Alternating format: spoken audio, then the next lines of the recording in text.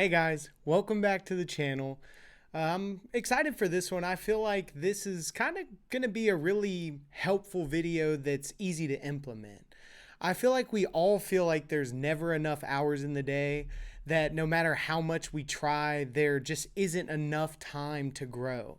We don't know what to focus on, how to improve at whatever we're doing, or how to feel like we're accomplishing like any meaningful progress. And not to mention, the shiny object syndrome is real, and it applies to online business and making money just as much as any niche or industry out there. And it can be hard to stay focused surrounded by platforms that are showing us that everyone's 5 steps ahead of us or has already done the thing that you want to do. So today I just wanted to share with you some of the things that I have learned that make me feel better about progress. To stop feeling like I'm not growing fast enough, and over time to actually feel like I'm able to do more than I was ever doing before with the same amount of hours in the day, to really feel like I'm growing twice as fast. And I'm going to try and present these as concepts so you guys realize that you can use these in every dimension of your life, because that's how you know they work. So let's jump right into them. With number one, we have to start with leverage. Use tools for your life. Tools are meant to be helpful. And, tools are on everyone's mind right now, right? Like, let's address the elephant in the room. Everyone is talking about AI. Everyone's talking about all the softwares that are popping up. Is AI, making business flooded and kind of, making it too easy? But the amount of tools that exist right now, they do make online business easier, and that's a good thing. It's equalizing opportunity and resources for people. It's not something to be afraid of. You're going to have a lot of people using tools like ChatGPT and Jasper and other stuff to make the most bare minimum work that they can put out. And that's going to be a good thing for you.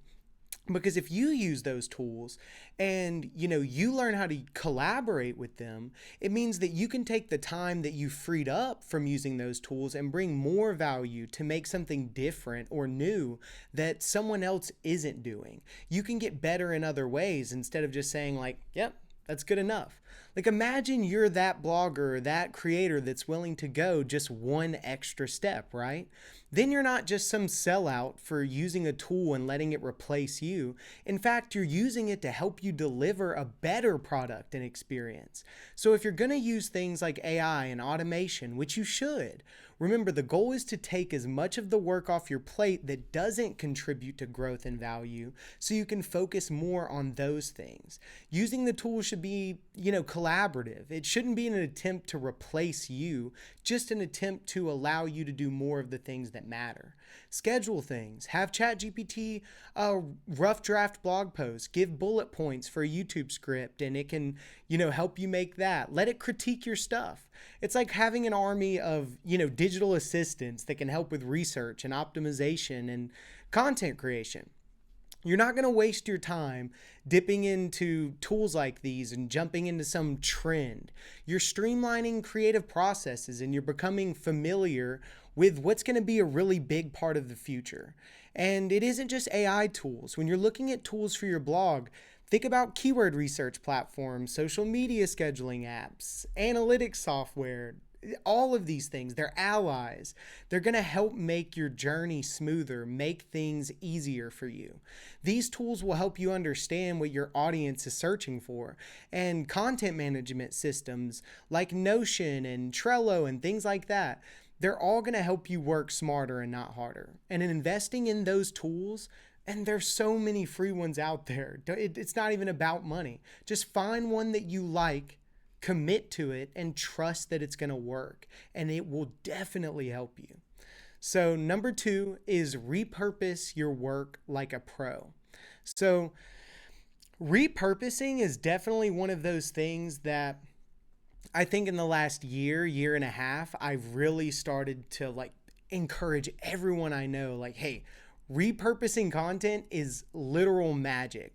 It's one of the best parts of all these social medias essentially copying each other. They're making it easier than ever to cross promote. It's like you can recycle your creative energy and transform one thing that you made into a whole array of other content types. Think of it like, you've made this masterpiece from clay, and now you take that same clay and you mold something entirely different with very minimal work. And, you can do that with so many things in your business, right? You take a fantastic blog post and you turn that into engaging social media content. You can make infographics from it. You can make a podcast script from it. And the beautiful thing is when you make something that's really good and something that's solid, AI tools can really take the essence out of that and help you put it into other things. A single piece of content becomes multidimensional. It can reach your audience in different corners of the internet with really relatively low effort. So repurposing content is kind of like your work putting in overtime. You're not just creating content, you're maximizing its value. And so the key is to keep your audience engaged and drive more traffic to you and accelerating your blog's growth in the process, but just maximizing the most out of what you made.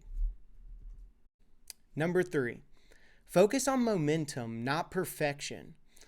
Look, I'm the worst about this, and it doesn't even feel right to give the advice, but it almost feels like I have to because I'm someone that struggles with it so much. The reality is perfection is a lie. I had to learn this the hard way, and I'm still learning it the hard way all the time. People tell you to enjoy the journey because that's all you're ever going to get.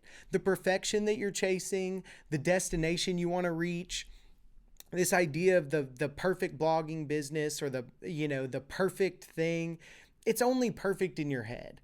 Its physical existence, it's going to be a negotiation between the thing that you see in your head and then the circumstances you have. What you're capable of, the people that you work with, the resources available to you. And you have to accept that, and you have to create it and do your best, because focusing on trying to make the exact thing in your head is going to keep you stuck exactly there in your head. Take it from someone who knows. Destroying perfection is really, really difficult. It's probably one of the hardest parts of my personal journey as a creator. But I'd say instead of obsessing over creating this, perfect thing or this perfect piece of content or perfect blog post, focus on creating momentum. Post consistently. Engage with people consistently. It's like, like a snowball rolling down the hill. It starts small, but as it builds up and as it keeps going, it gains momentum and it grows larger. And over time, this momentum, it's going to become a valuable asset that elevates your presence, but it also becomes something that you get to lean back on and say, like, I really stuck with this. It fuels you. Momentum often fuels growth, and perfection often fuels procrastination. So embrace the imperfect action, and you'll really start to see things take off. And like I said, this is something I'm working on and trying to get over. It's a constant battle, but trust me, it's a battle worth fighting. The more peace you find with things not being perfect and just getting them done, the quicker you'll grow, I promise. Next up on whatever number, I can never remember the numbers. It's the art of focus. Look, this is coming from somebody that changes the subject and rambles a lot and can never stay on topic. But guys, practicing focus is something you can do. You're not born with a finite amount of focus. You're not condemned to this level of focus you have. It's a skill that you can improve on. And it doesn't have to be, meditation in the way that you're thinking. There's tons of ways to do it. I have a practice that I do called, I call them silence sprints.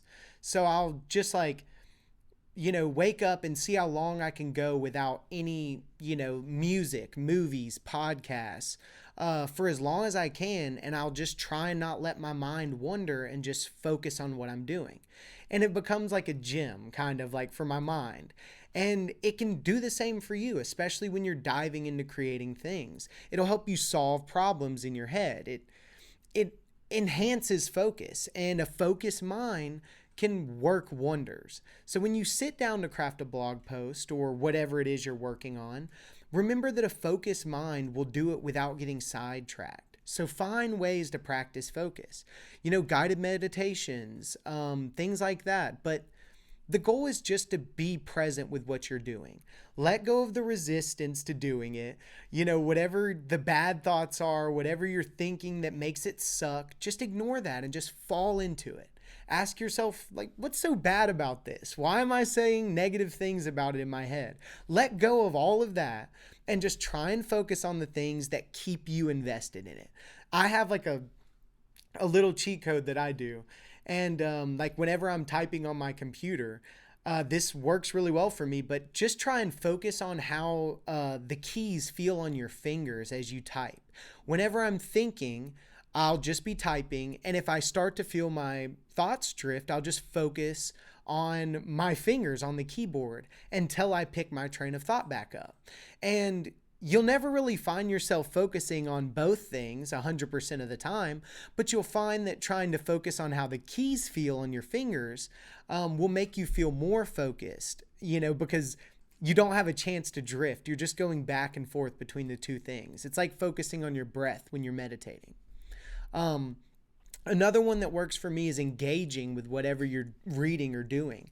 You'd be really shocked how mindlessly we consume things because our attention spans are shortening. So ask yourself questions about what you're doing or reading. Ask yourself, why does this matter? Focus is probably the most underrated skill in today's time. And the more I develop mine, the happier I get. And I promise you, the more you develop yours, the more work you'll get done, the more success you'll have in really every area of your life. It's definitely worth it. So next up, balance, the right balance. You have to balance learning and action. And look, I'm bad about this one too. I feel like this video is calling out an old version of me, but maybe that's why it'll be helpful. And look, learning is awesome. I'm one of those people that could sit around and read 100 books on a thing and never get enough of it. But you don't want to fall into that rabbit hole of endless learning when you're working on something that you care about. True growth happens when you balance that learning with taking action. Say you're a chef, you're studying a recipe, right? You have to get in the kitchen and cook that thing. You have to get in there and actually use hands-on experience. That hands-on experience complements your learning and it's going to drive the success. You have to get out of the theory. You have to get into the action of it. I have a saying that I've been telling myself for a long time to hype me up on this, as someone that loves learning and can get distracted by it. And that's 1% of the action is just as important as 99% of the knowledge. Knowledge becomes power only when you use it as fuel for actions. So you want to find a good balance, and you'll be surprised that when you start identifying am I spending too much of my time learning, or am I spending too much time looking for the right answer instead of just doing? You'll find that maybe that'll shift your growth quite a bit, finding that nice balance. So next up is consistency. Now look, we talked about focus, and this kind of goes into that because consistency kind of requires some focus, but really, they're just both built around time because time is so important. Time is your most precious resource as a creator. As a human being, time is the most precious thing that you have. And because of this, every rep counts. If you can only get 1 minute of work done, then do that. Then do it again. Then, maybe you have another minute in an hour. Then eventually you'll get to 10 minutes. Trust me, the frustration of picking up something slowly is a lot less than the frustration of waiting to have all the time you need to do it. Because then you get stuck in inaction, and inaction is miserable. You want to schedule dedicated time each day for your pursuits, even if it's 15 minutes. If you just dedicate that 15 minutes every day and you show up and you write and you record your video and you plan out your content for 15 minutes every day, it will make a difference. You want to schedule dedicated time every day for your creative pursuits, whether it's writing or video editing or content planning. Showing up every day gives you that chance for inspiration and excitement to hit you and just fall into your lap, and for you to fall into some flow and build up tolerance and learn how to actually show up for that thing. Those daily rituals will start to lay the foundation for your creative growth. Being able to be the person that shows up, be that professional, it will actually start to become natural and normal to you, and you'll start to enjoy the process. So next up is staying organized.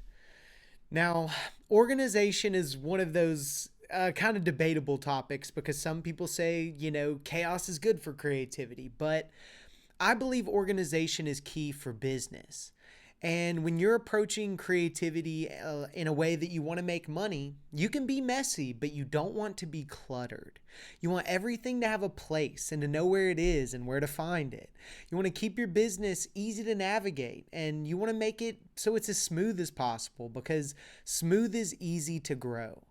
When your business is spread all over the place and it's too complex and cluttered, you're not going to be able to identify how to improve it. It's too overwhelming.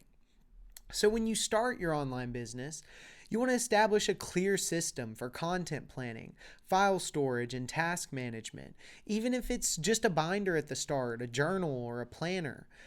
Just start with a goal to keep things in order, to apply a little bit of structure in a way that works for you.